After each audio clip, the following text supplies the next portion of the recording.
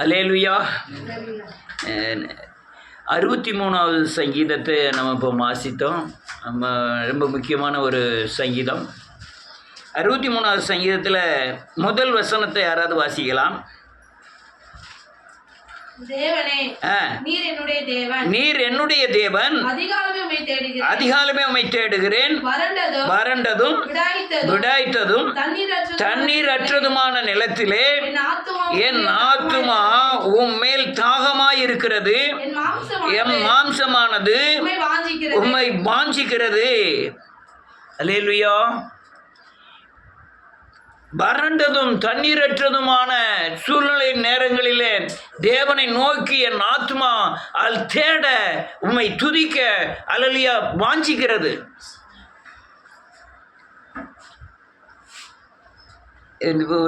ஒரு சாமியார் பேசும்போது பேசினார், கிறிஸ்துவத்தை யாரும் அழிக்க முடியாது, நீங்கள் செய்கிற மாத்திரம் செஞ்சுக்கிட்டே இருங்க, நீங்கள் யார்ட்டையும் போய் வாங்கன்னு சொல்ல வேண்டாம், ஆனால் நீங்கள் சாட்சியாக வாழுங்கிறதுக்காண்டி தான் அவர் அப்படி சொல்கிறார். நீங்கள் செய்தே செஞ்சுக்கிட்டு இருங்க, நல்லா ஆராதிச்சுக்கிட்டு இருங்க, ஆட்டோமேட்டிக்காக ஆட்கள் பூரா உங்கள்கிட்ட வந்து சேரும் அப்படின்னாரு. அப்போ நம்ம தேவனை தேடுவது கரெக்டாக இருந்ததுன்னா எல்லா காரியமுமே கரெக்டாக இருக்கும். அதனால் நம்ம தேடுகிற காரியங்களில் நமக்கு தாகம் வேணும், வாஞ்சைகள் வேணும், பிரயாசங்கள் வேணும், ஓட்டங்கள் வேணும். அப்படி இருந்ததுன்னா அல்லேலூயா நன்றியோடு கூட விடாய்த்த நேரங்களில், தண்ணீரற்ற நேரங்களில், அல்லேலூயா பிரச்சனை உள்ள நேரங்களில், அல்லேலூயா தேவை உள்ள நேரங்களில் இந்த பூமியில் வாழுகிற நாம் தேவனை அதிகமாய் தேட வேண்டும். நிறைய காரியங்கள் சொல்லணும். இயேசுவின் நாமத்தில் இன்னொரு வசனத்தை வச்சுப்போம். 5வது வசனம். நினைத்தையும்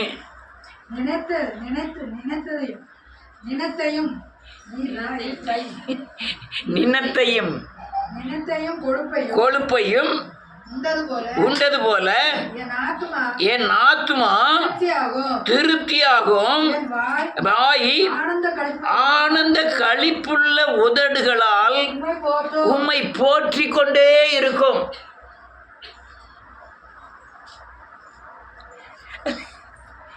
அல்லேலூயா.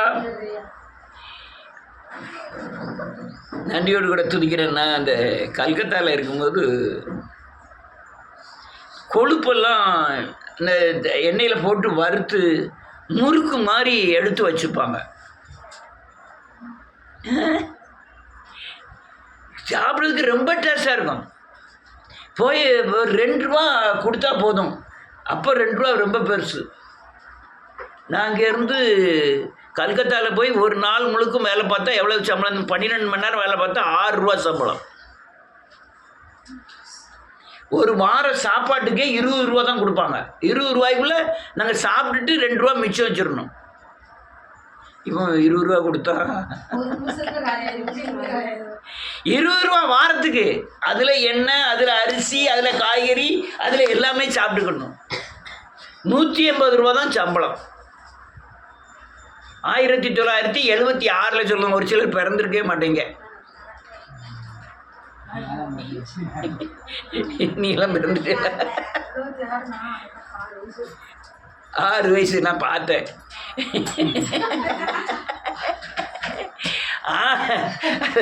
76 அந்த 6 ரூபா சம்பளம், 180 ரூபா, அதில் 20 ரூபா மிச்சம் முடிச்சு வீட்டுக்கு அனுப்பணும். அதில் தான் எல்லா ட்ரெஸ்ஸு கிஸ்ஸு எல்லாமே எடுத்துக்கணும். அப்போ இந்த சாயங்காலம் நான் இருந்த ஏரியா பூரா மாட்டுக்கறி கடைகள் ஓவர், முஸ்லீம்கள் அதிகம். நான் சாயங்காலம் பார்த்து அப்போ இப்படி குமிச்சு வச்சுருப்பாங்க முறுக்கு மாதிரி. போய் ஒரு 2 ரூபாய் கையில் கொடுத்துட்டா போதும், வச்சு ஒரு தாள் நிறைய வச்சு கொடுத்துருவோம்.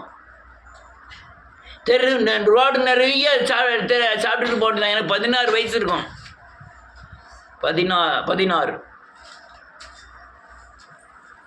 16 கூட 16 ஆயிட்டா?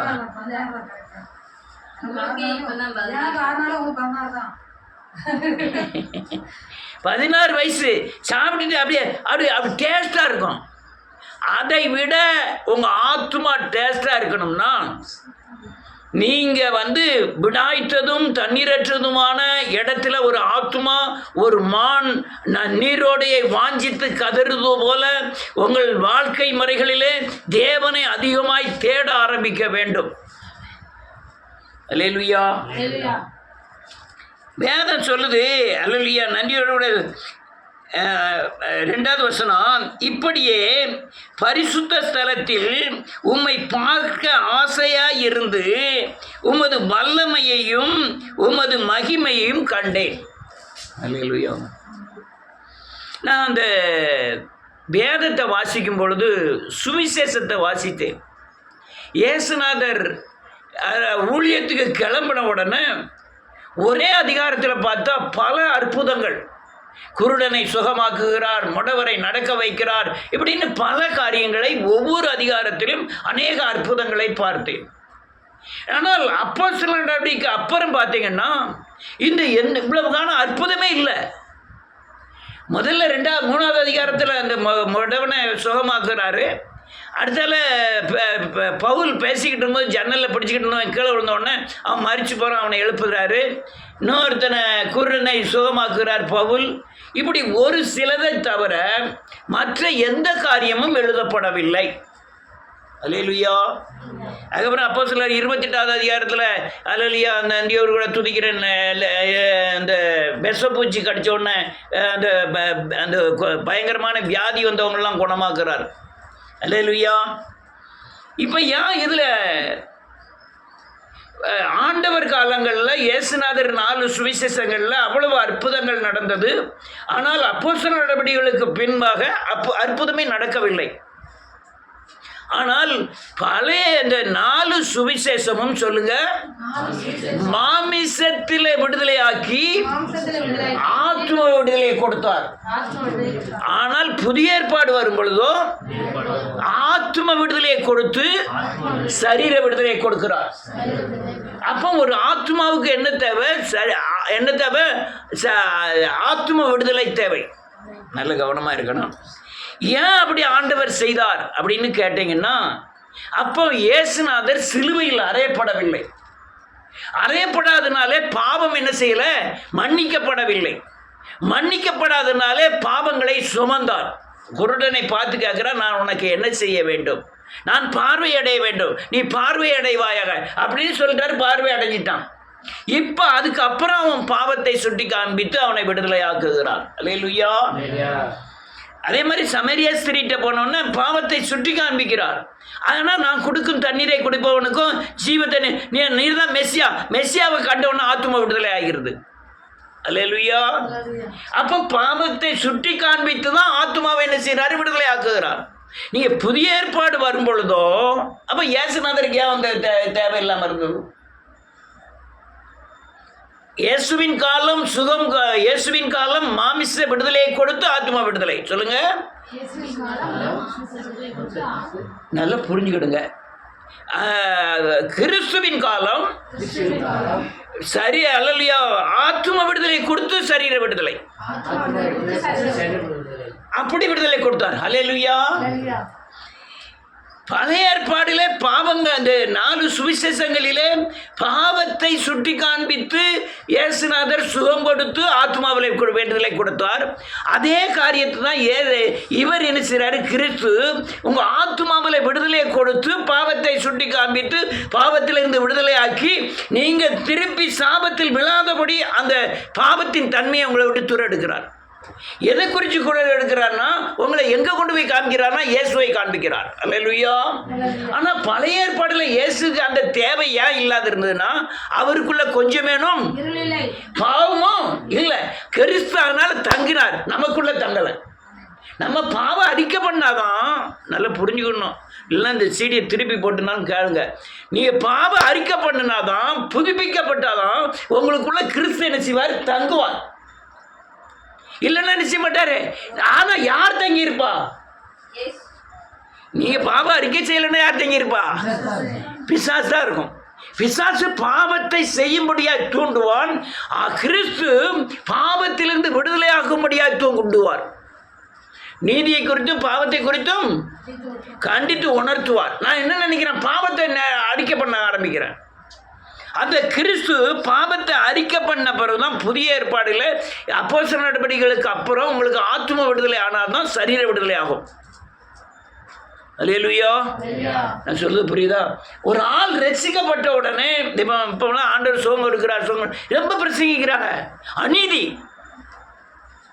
நான் போன வாரம் மோகன்சி அல்லேலூயா அற்புதங்கள் நடக்காத சபைக்கு நீங்கள் போகாதீங்காரு.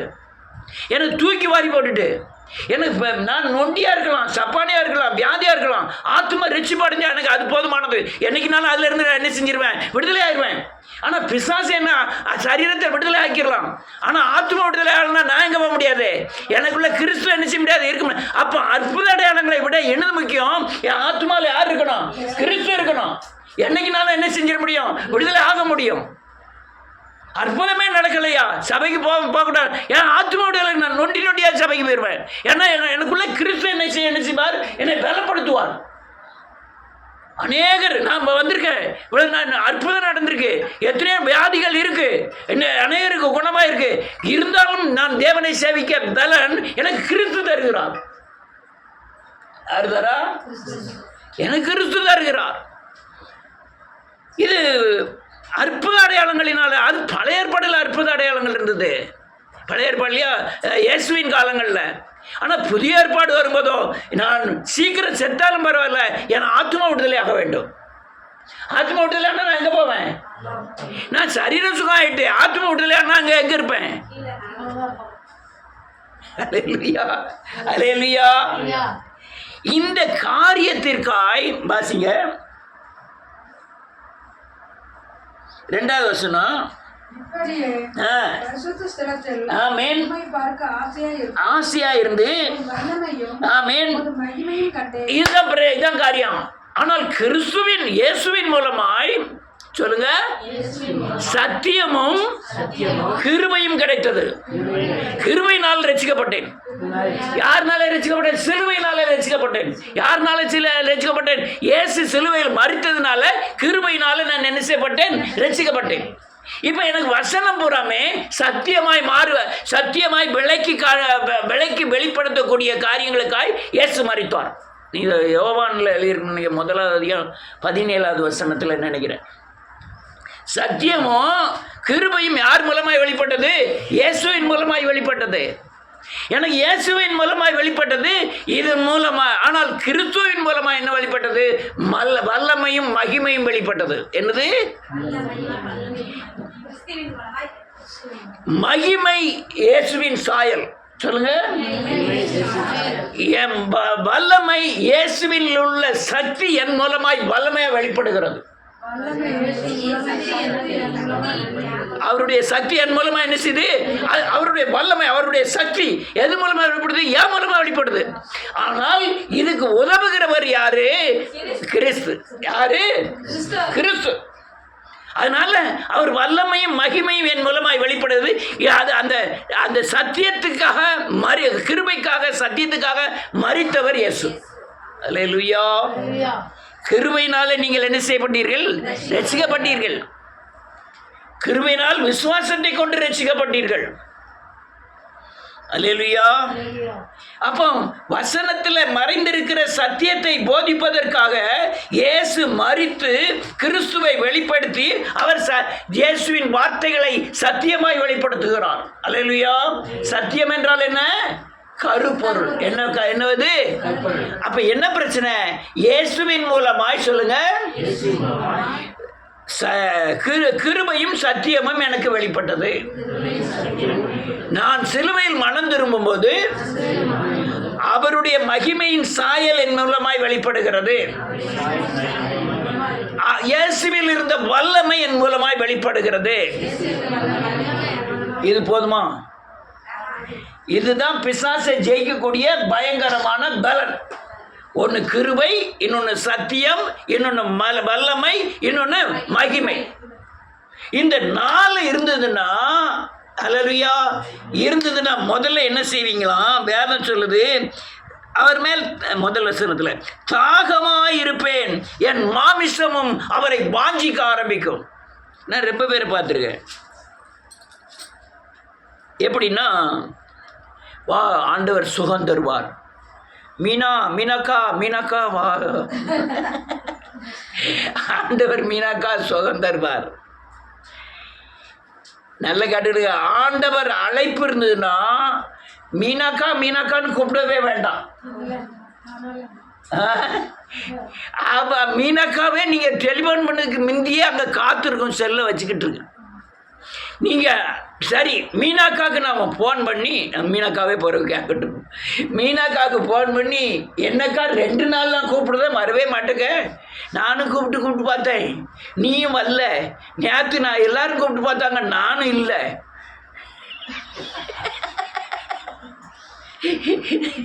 எல்லாரும் கூப்பிட்டு நானும் இல்லை, எல்லாம் மீனாக்கான்னு கூப்பிட்டாங்க அப்படின்னு சொல்லி அவளுக்கு புரிய வச்சு கொண்டு வந்து தியாகம் பண்ணி விடுதலை ஆயிட்டு. இப்போ இதில் 2 காரியம் நடக்குது. என்ன 2 காரியம் நடக்கு? தங்கமாக ஹெல்ப் பண்ணி, தங்கமாக முயற்சி பண்ணி, தங்கமான பேர், தங்கமே முயற்சி பண்ணி நீ எப்படியாவது வந்துரு சொல்லி வந்து தேவனுக்குள்ளே விடுதலை ஆகி நிற்கக்கூடிய ஒன்று. தேவன் போய் அந்த மகளை சந்தித்து, இவங்க முதல்ல ஒரு துருப்பு சீட்டாக இருந்தாலும் இவங்களுடைய எதிர்பார்ப்பு இல்லாமல், இவங்களுடைய ஆலோசனை இல்லாமல் அவங்களே வாஞ்சியாக இருந்து தேவனை தேடி விசுவாசித்து விடுதலை அடையாங்களா? இது 2வது பாட்டு. இப்போ இயேசுவை நம்பி வந்தவங்க பாவ மன்னிப்பு பெறாமல் விடுதலை இல்லை. அல்லேலூயா, ஆமென். ஆனால் இங்கே கிறிஸ்துவை சந்தித்த உடனே கிறிஸ்து என்ன செய்கிறாரு? 5 மணிக்கு 5 மணியா 4:30 வந்துச்சு, செல்லை வச்சுக்கிட்டே உட்காந்துரி, 5 மணி ஆகும் தெரியும். யார் பண்ணுற வேலை? தேவன் கிறிஸ்து பண்ணுற வேலை. அதுதான் வல்லமை. இவன் அந்த மீனாவை சுற்றி ஏகப்பட்ட பிசாசு இருக்கும். அந்த பிசாசின் கிரியைகளெல்லாம் அழித்து தாகத்தை கொடுத்து தேவனை நோக்கி பார்க்க வைக்கிறீங்களா? அதுதான் என்னது? கிறிஸ்துவின் கிரியைகள். அதுதான் வல்லமை. அல்லேலூயா. அதுதான் என்னது? என்ன வல்லமை? அவருடைய சக்தி என்ன சக்தி? பூமியில் அவங்க குலதெய்வம், மாமிசத்தின் பிடிகள் இதெல்லாம் விலைக்கு தேவனுடைய சமூகத்தில் கொண்டு வருது. அதுக்கு பேர் தான் என்னது? தேவனுடைய வல்லமை. இப்போ வந்துட்டா மீனாக்காவுக்கு பையன் சுகமாயிட்டான். உடனே வைராக்கியமாக ஜோம் பண்ண ஆரம்பிச்சாச்சு. கொஞ்ச நாளில் கழிச்சு சொன்னேன், நீ என்னம்மா மாறி இருக்க? இயேசுவை போல என்ன கிறிஸ்துவலாக ஆயிட்டியா? நீ வேதக்காரியாவா ஆயிட்டியா? இப்போ என்ன ஆயிட்டு? வேதக்காரியாக ஆகிட்டு 4 பேர் கேட்கும்போது இயேசுவின் மகிமை அவன் மேலே என்ன செய்யப்பட்டிருக்கு? இது யாருனால உண்டானது? கிறிஸ்துவினால் உண்டானது. இது யாருனால உண்டானது? ஆனால் இன்னொன்று, நீ அழைச்சி வர்றவங்களை விட தேவனால் அழைக்கப்பட்டு வர்றாங்கலாம் பயங்கரமான வைராக்கியமாக இருப்பாங்க. எதையும் எப்பவும் இழக்க ஆரம்பிப்பாங்க. நான் சில ஆட்களை அழைச்சி கண்ணமோடு சிவமனு இப்படிலாம் பார்த்துக்கிட்டு இருக்காத 4 தடவை சொல்லுன்னு வச்சுக்கணும். ஆனால் நம்ம அவ்வளோதான். அதுக்கப்புறம் என்ன செய்யணும்? அதுக்கப்புறம் நம்ம எல்லாம் முயற்சி பண்ண முடியாது. ஏன்னா அழைப்பு இருந்ததுன்னா, இது நம்ம அழைப்பு இல்லைன்னு வச்சுக்கிடுவோம், அவன் கடைசி வரை அப்படி தான் இருக்க போகிறான். அழைப்பு இருந்ததுன்னு வச்சுக்கிடுவோம், குறிப்பிட்ட வயசு வரும்போது சுதாரித்து தேவனை தேட ஆரம்பிச்சிடுவோம். ஆமென். நான் சொல்லிக் கொடுக்கறது கொஞ்சம்தான், ஆவியானவர் சொல்லிக் கொடுக்கறது அதிகம். அதனால் இந்த வல்லமையும் மகிமையும் கண்ட உடனே, கிருபையும் சத்தியத்தையும் கண்ட உடனே இவனுக்கு என்ன ஆகுது? இனத்தையும் கொழுப்பையும் உண்டது போல ஆத்மா என்ன ஆகுது? திருப்தி ஆகுது. எதெல்லாம் இயேசுவின் கிருபை, இயேசுவின் கிருபை சத்தியம், கிறிஸ்துவின் வல்லமை, கிறிஸ்துவின் மகிமை. கிறிஸ்து நல்லா புரிஞ்சுக்கணும். இப்போ உங்களெல்லாம் உங்கள் பிசாசிலேருந்தான் விடுதலை ஆக முடியாது. நான் எதுவும் ஆய்க்குடிக்கு போகிறேன். ஆய்க்குடி கோயில், அங்கே கோயிலில் இப்போ புதுசாக கட்டியிருக்காங்க. அந்த ரோட்டு மேலே நீங்கள் போகும்போது பாருங்கள், ஊழியில் ஒரு பன்னி மாதிரி ஒன்று வச்சுருக்கான். பன்னி மாதிரி முகம், ஆள் மாதிரி உருவம், பருசியாக சிலைகள் இருக்கும். நான் இப்போ போகும்போதுனாலும் கொஞ்ச நேரம் நின்று பாரு, 3வது சிலையோ 4வது சிலையோ நான் அப்படி பார்த்தேன். பன்னி உருவத்தை அப்படியே வச்சுருக்கோம். நான் இந்த நன்னாரத்தில் போனீங்கன்னா ஒரு கோயில் இருக்குது ரோட்டு மேலே, பன்றி மாடசாமின்னு போட்டு பெரிய பன்னி நின்றுக்கிட்டு இருக்கு.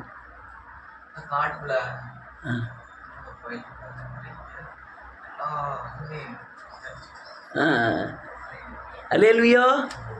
பன்றி மாடசாமின்னு எழுதியிருக்கு. ஆமென். நம்ம லேசாக சிலையை பார்க்கலாம். சிலைக்குள்ள வல்லமை என்னன்னு தெரியுமா? உங்கள் தாத்தாவை தெரியும், உங்கள் பூட்டனாராவை தெரியும், ஒரு 10 தலைமுறை முந்தி உள்ளது தெரிஞ்சது மட்டும் இல்லை, அவங்க ரத்தத்தை அப்படியே உறிஞ்சி குடிச்சிட்டு உட்காந்துருக்கான். அல்லேலூயா. பயங்கரமான சரீர வேதனையை கொடுத்து அவனையும் சாப்பிட்டுட்டு உட்காந்துட்டு இருக்கான். அல்லேலூயா. அந்த வல்லமை, எந்த வல்லமை? நம்ம தலைமுறையாய் சாப்பிட்டு வந்த பிசாசின் வல்லமையை எதிர்க்க எந்த வல்லமை? நீ மனம் திரும்பி கிறிஸ்துவை பெற்றுக்கிட்டீங்களா, அந்த வல்லமை. நீங்க கிறிஸ்துவ பெறலன்னா உங்களால உங்க குல தெய்வத்தின் வல்லமை எல்லாம் ஜெயிக்க முடியாது. அல்லேலூயா. சிலர் இடம் கொடுப்பாங்க. சிலர் கிறிஸ்துக்குள்ள வந்த பிறகு என்னன்னா அந்த புதுசாக ரசிக்கப்படுவவங்களை பார்த்தீங்கன்னா ரொம்ப ஃபயராக இருப்பாங்க. நம்மளும் ஒரு காலத்தில் அப்படி தான் இருந்தோம். வர மாமியா முதல்ல ரசிக்கப்பட்டோன்னா அங்கே போடணும், அங்கே போகணும், அப்படி ஜாமணும், இப்படி ஓடணும், இப்படி. ஆனால் வர மாமியா அப்படி சாமியல் நீ சொல்லாதிய. அல்லேலூயா. அது ஏன் குறிப்பிட்ட ஸ்டேஜுக்கு அப்புறம் அந்த வல்லமை எனக்கு தேவையில்லை. குறிப்பிட்ட ஸ்டேஜுக்கு ஏன்னா கரையும் கட்ட வேண்டியது இருக்கு. நீங்க இதெல்லாம் வளர்ச்சி, ஆவிக்குரிய வளர்ச்சி. உங்க வல்லமையை பெருக செய்வதற்கு நீங்க ஜெயிச்சுக்கிட்டே இருக்கணும். அப்பதான் வல்லமை நிற்கும். அல்லேலூயா. வல்லமை நிற்கும். சிலம்பு விளையாடுவேன் நல்லா. நான் ஒரு நாள் யார் ஜோசுவா வீட்டுக்கு போகிறேன். இவன் உறங்கிட்டு இருக்கான் காட்டுல. இப்படியே பார்த்துக்கிட்டு இப்படின்னு நின்றுட்டு இருக்கான். அப்படிங்க ஏன் சுடுங்க.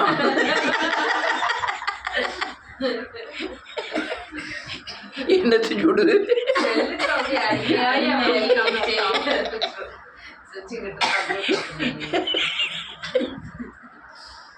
இது எந்த வல்லமை தடுத்து கொள்ளுது? பிசாசின் வல்லமை. தேவ வல்லமை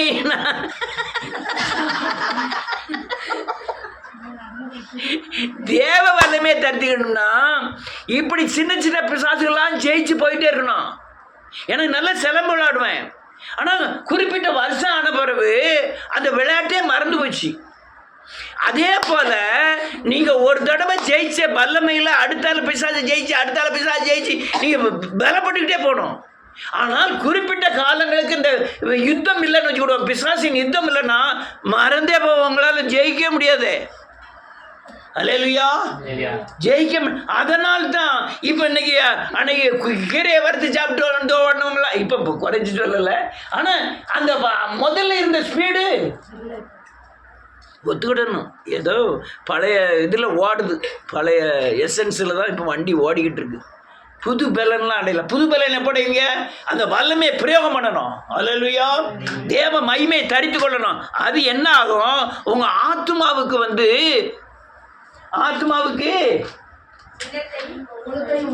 உண்டது போல இருக்கும். அல்லேலூயா. இயேசு நீ சந்திக்க வேண்டிய இடம் சொல்லுங்க, பாவ மன்னிப்பை பெற்று கிறிஸ்துவை தரித்து கொண்டு உங்கள் பாவத்தை ஜெயித்து தேவ வல்லமையை நம் மூலமாய் வெளிப்படுத்துவது. நான் என்ன சொன்னேன்? நம்ம மூலமா வெளிப்படுத்தணும். அல்லேலூயா. அந்த ஜெயிக்கிறதுக்கு தான் கிறிஸ்து. அல்லேலூயா. அதனால இந்த உலகத்தில் நீங்கள் வாழும் தண்ணியும் எப்பவுமே நினத்தையும் கொழுப்பையும் தின்றது போல சாப்பிடுகிறது போல நீங்கள் எப்போதும் சந்தோஷமாக இருக்க ஒரே வழி வல்லமையை நீங்கள் வெளிப்படுத்தணும்னா இயேசுவின் மகிமை உங்கள் மூலமாய் வெளியரங்கமாகும். கிருபையும் சத்தியமும் உங்கள் மூலமாய் வெளிப்படும். உங்கள் சாயல் இயேசுவை மாறும்போது தேவனுடைய கிரியைகள் உங்கள் மூலமாய் வெளிப்பட்டு இதுவே பயங்கரமான சமாதான சந்தோஷத்தை கொடுத்து இந்த பூமியில் உங்களால் வாழ முடியும். அல்லேலூயா. அதனால் இந்த சொன்னதின் தாற்பயத்தை நல்லா புரிஞ்சுக்கிடுங்க. திரும்பவும் சொல்கிறேன், இப்படி இருந்தாதான் வாசிப்போம்.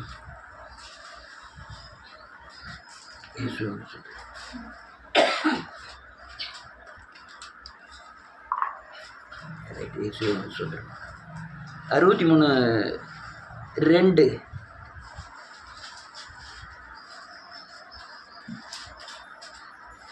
இப்படியே பரிசுத்த ஸ்தலத்தில் உம்மை பார்க்க ஆசையாய் இருந்து. ரைட், ஒரு நிமிஷம். பரிசுத்த ஸ்தலம் எது? நமக்குள்ளதான். என்னது? நாம் தான் தேவன் தங்கும். இந்த பரிசுத்த ஸ்தலமா நீங்க ஆக்குனீங்கன்னா, பரிசுத்த ஸ்தலத்தை உம்மை பரிசுத்த ஸ்தலத்தில் எனக்குள் உம்மை பார்க்க ஆசையா இருந்து, நான் உம்மை பார்க்கல, உம்முடைய வல்லமையையும் உமது சாயலின் மகிமையையும் எங்க கண்டேன்? எனக்குள்ள கண்டேன்.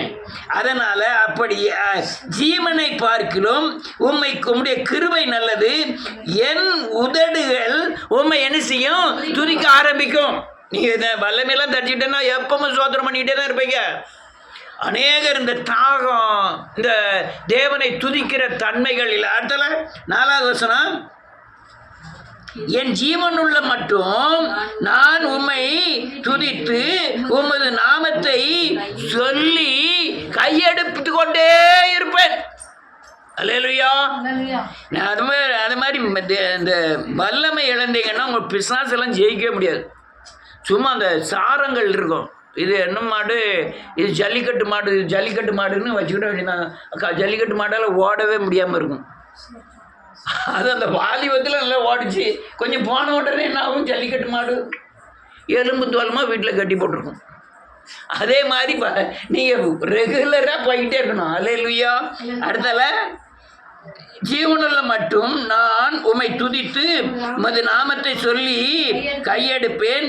நினத்தையும் கொழுப்பையும் உண்டது போல என் ஆத்மா எப்பவும் திருப்தி ஆகும். ஏன்னா 4 காரியம் உங்களுக்குள்ள இருக்கிறதுனால திருப்தி ஆகும்.